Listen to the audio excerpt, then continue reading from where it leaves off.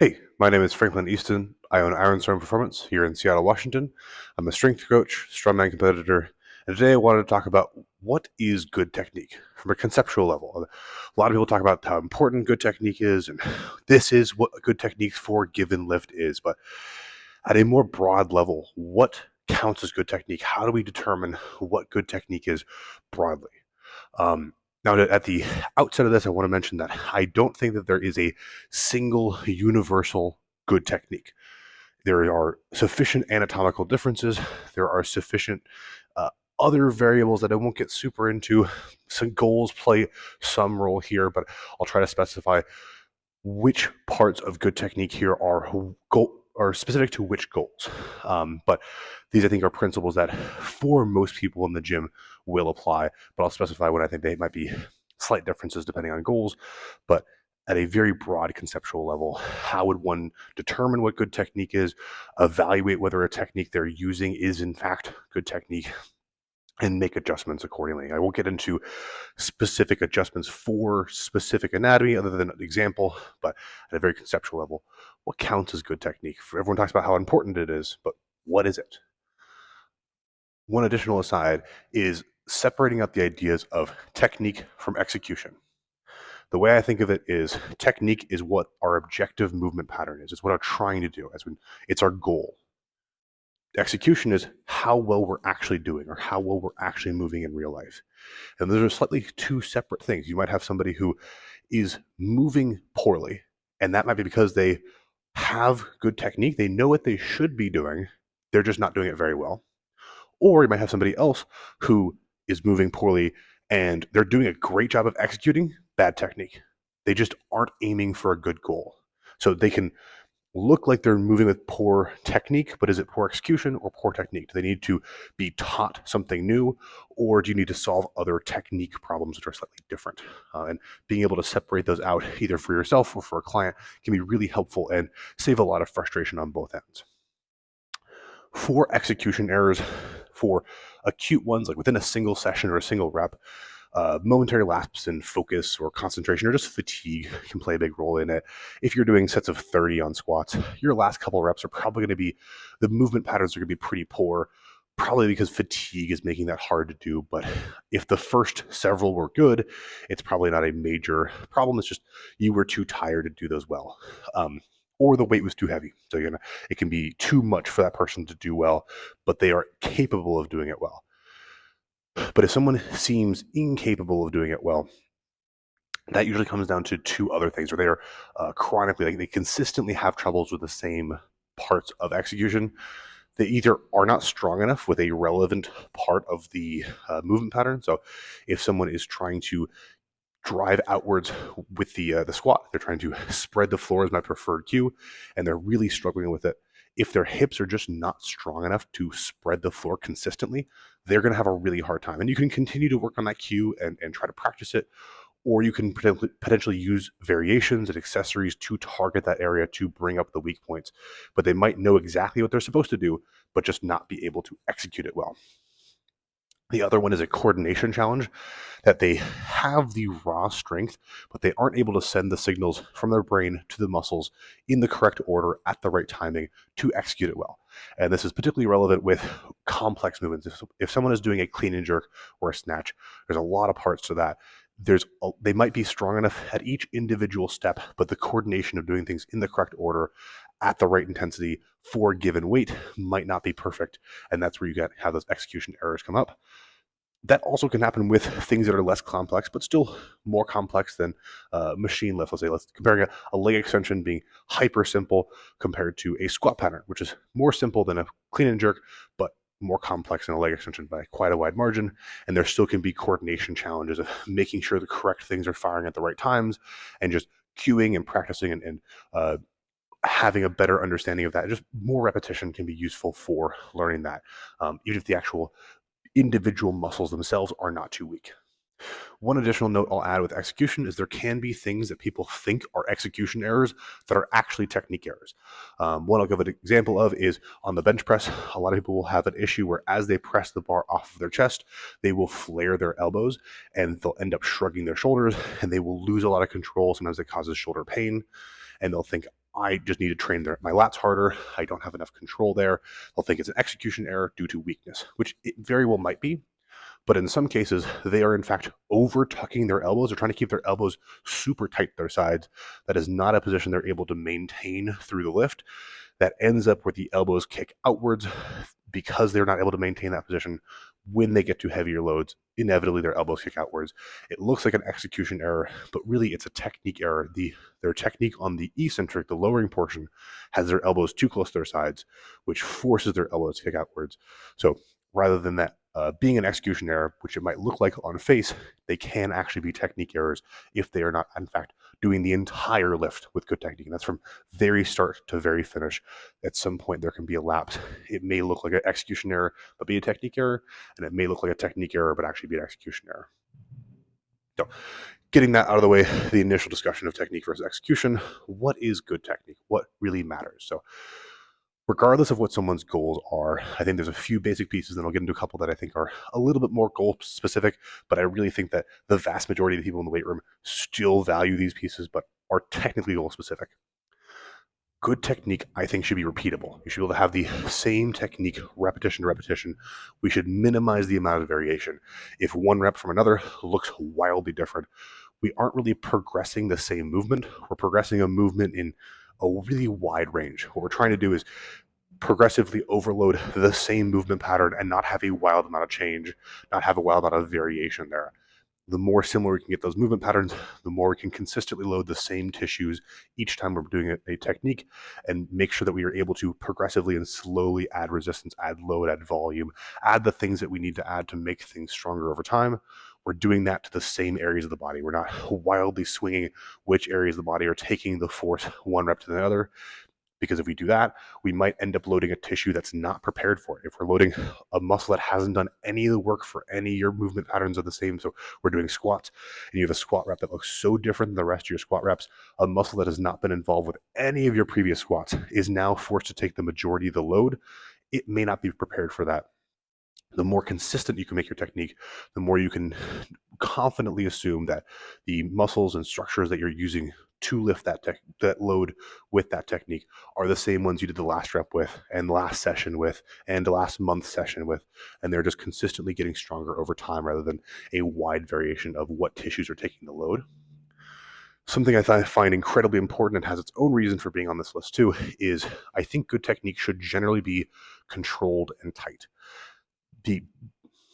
Having control through the entire movement, being in control of the weight and not letting the weight control you, allows us to have more consistent technique, allows it to be more repeatable.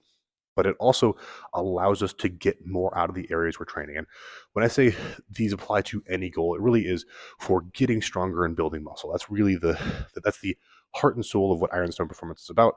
So that is sort of the any goal. I could imagine goals outside of that that might not have that as a consideration, but for the purposes of this conversation, that's all I'm really interested in.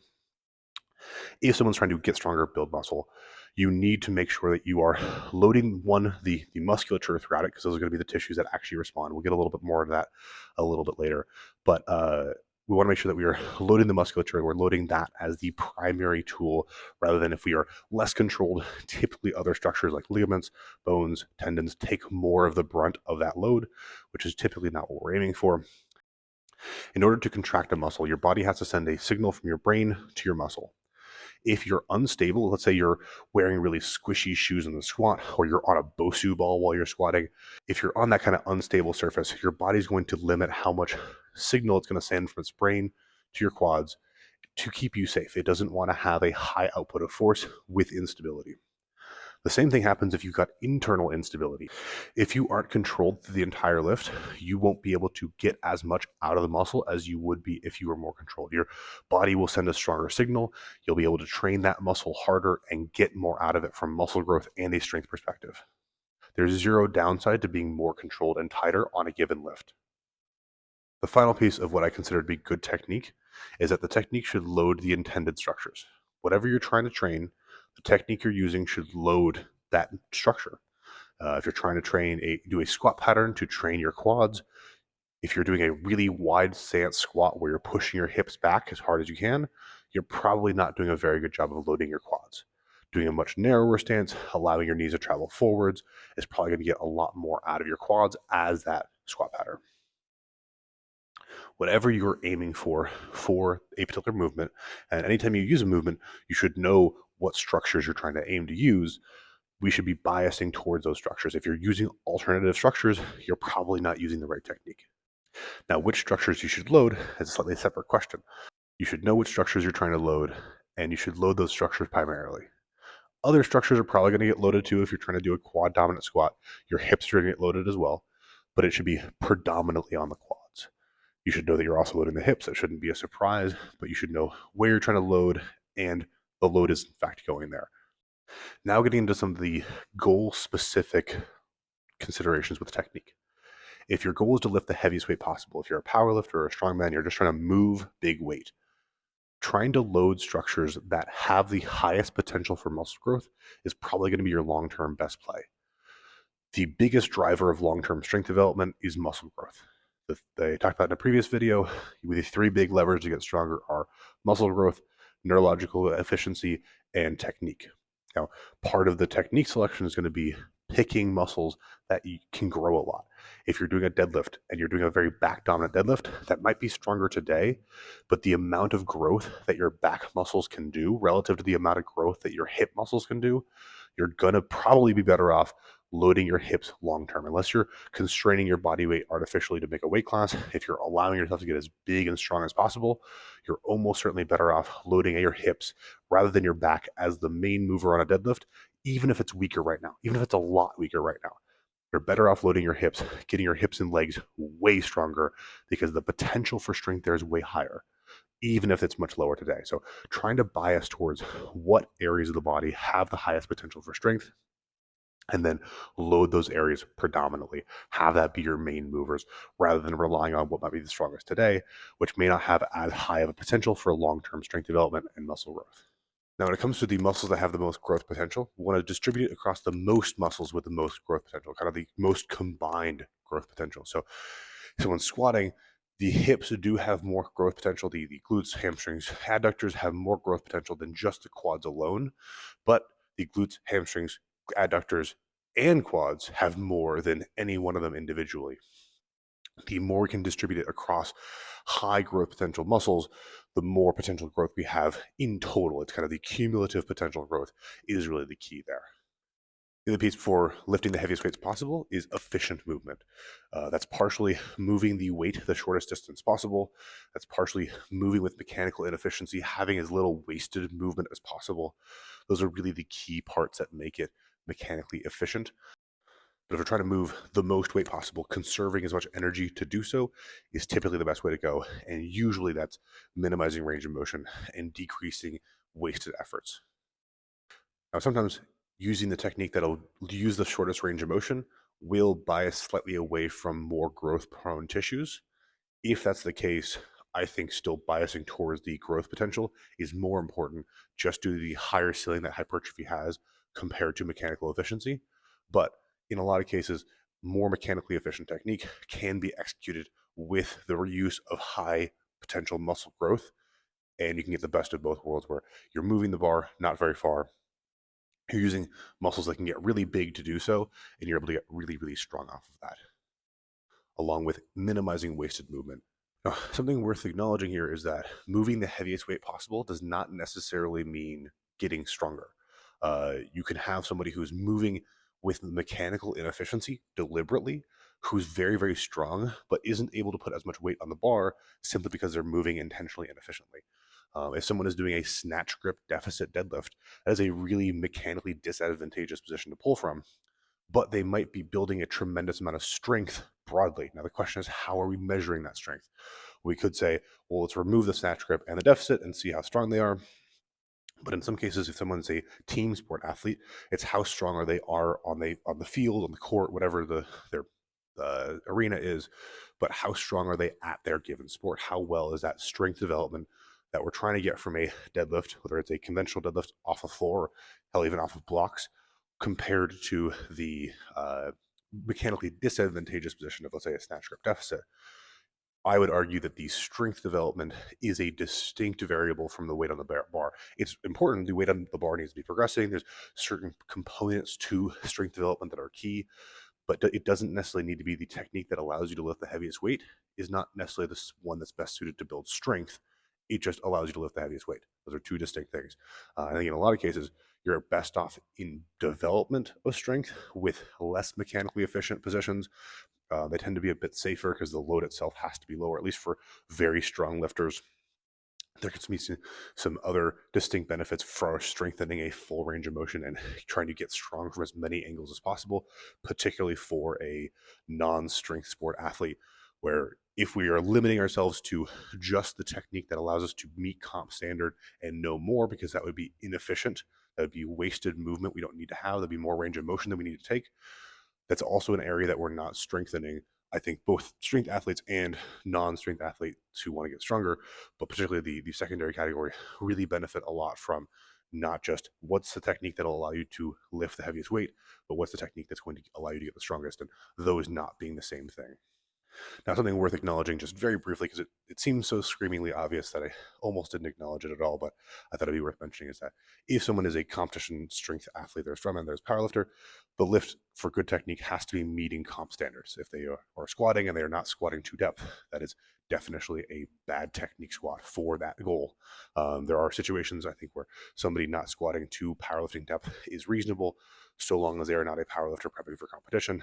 But if someone is a powerlifter prepping for competition, they should be squatting to depth. Period.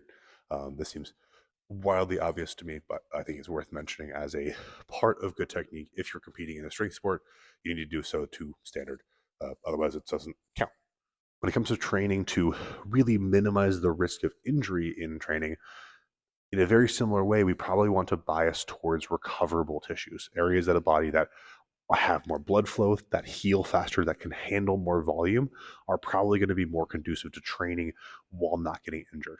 That's not to say that loading these tissues means you're going to get injured, but just that the more volume and the more higher percentage of the load involved that's going through more passive tissues, say like your ligaments, tendons, and disc tissues, compared to active contractile tissues like muscle, it's going to generally degrade faster because the healing process is slower and the chance of injury long term seems to be higher. Muscles get a lot of blood flow. They heal quite well. You're able to train them, come back next time, train them again, come back next time, train them again. And as long as you're not doing way too much work, you're getting good recovery, your sleep, your food, your stress management's good, you're going to be okay.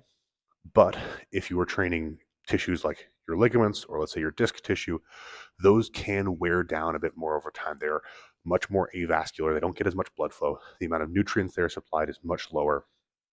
So they tend to not respond as well to as much frequency, as much volume, as much just overall work. They seem to be able to adapt. From what I'm aware, those tissues do adapt, but they adapt more slowly. And they will also adapt even if you are lifting with otherwise very muscular technique, which I think is generally what I'm kind of describing here with recoverable tissues. That's largely going to be muscles. I do think, much like the lifting the heaviest weight possible, it's going to be muscles that have more potential for growth as well. But in general, very muscular technique, biasing away from more passive tissues and more avascular tissues. Part of that staying healthy and it being more growth prone tissues as well. I do think that the safest technique, or the technique that's the best choice for more vulnerable populations, you got somebody who's much older or has a history of injuries or just seems to be at a higher risk for injuries. You got somebody who's got a hypermobility disorder of some kind. I think trying to mimic the techniques of someone who's lifting ultra heavy is a really good idea. The techniques of someone who's trying to lift the heaviest weights anyone's ever lifted before have to optimize for tissues that recover well, that handle stress and volume really well. And if someone is in a situation where they probably don't handle stress quite as well as a normal person, whether it's due to age, medical condition, or other variables, if we bias the technique towards things that have been proven to work with the heaviest load any human's ever been able to lift, they're probably going to be put in the best position possible to be able to lift safely. We're loading the tissues that are more recoverable, that can grow more, that can handle load more efficiently. And even though they're at very different stages and they often are at extreme ends of the performance spectrum, some of those more vulnerable populations are some of the weakest people, and obviously the strongest people in the world are the strongest people. They still can benefit from very similar techniques because they tend to bias towards tissues that can handle it. When it comes to muscle growth, for muscle growth, again, you should be loading the intended tissues. And I typically think taking them through the longest range of motion you can safely access is ideal. Not all movements need to be taken through the longest range of motion you can, but for muscle growth, I think ideally you can take the muscles through as long of a range of motion as you're able to safely access for that muscle. So that doesn't mean that your whole body goes to the longest range of motion possible. If you're doing an RDL to train your hamstrings and glutes, rounding your back more does not train your hamstrings and glutes any better. You're not taking those muscles through a longer range of motion. You're just moving the bar and your head through a longer range of motion. So being aware of what is actually relevant to the muscle you're trying to train versus what's just more movement. But so long as you're able to take that muscle safely through more range of motion, that does seem to be better for muscle growth. Those are the main considerations I have when it comes to what is good technique, what qualifies as good technique, what adjustments we might make, and regardless of what your anatomy is and what is the what that ends up looking like for you, the same basic checklist, the same pieces need to be there. It just might look different. You might follow this exact checklist and you end up with a very different answer than someone else who's following the exact same checklist. And doesn't mean that your answers are wrong. It just might be that that's the answer for you and no one else. Might be that somebody else needs the same answer as you, but they very well might not as well. The same thing with the good pieces of technique. When someone's teaching technique, if they're teaching it well and there's like, this is how you squat, it should be more general, broad rules that will look different for different people, but end up with pretty good technique. It's not usually going to be, and I did this myself, the tutorials for technique that I teach, I don't think they are 100% universal. I just think they're really good and they're 95, 99% universal. And I'm comfortable enough with that being my default answer, but there are instances where I do change that. But for the most part, the a good technique description or tutorial should generally be a one that can be adjusted, and these same answers can go to different people and they will end up with their own version of that technique. If you see technique or a recommendation for technique that is more universal, if your grip width should be this distance on the bar, or your stance should be always hip or shoulder or whatever width, this angle should always be somewhere or another, I don't think that's typically a good indication of good technique instruction. Well, this isn't really the point of the video. I do think it's relevant to mention. But yeah, these are the pieces that I consider essential for what is good technique and what I am evaluating when I'm watching someone move. Is it meeting these pieces for their goals? And that's I think the most essential part to evaluate when looking at what is good technique. If you have any questions or if you have any specific clarifications in the comments, please let me know. I'll get back to everything. Thank you for watching.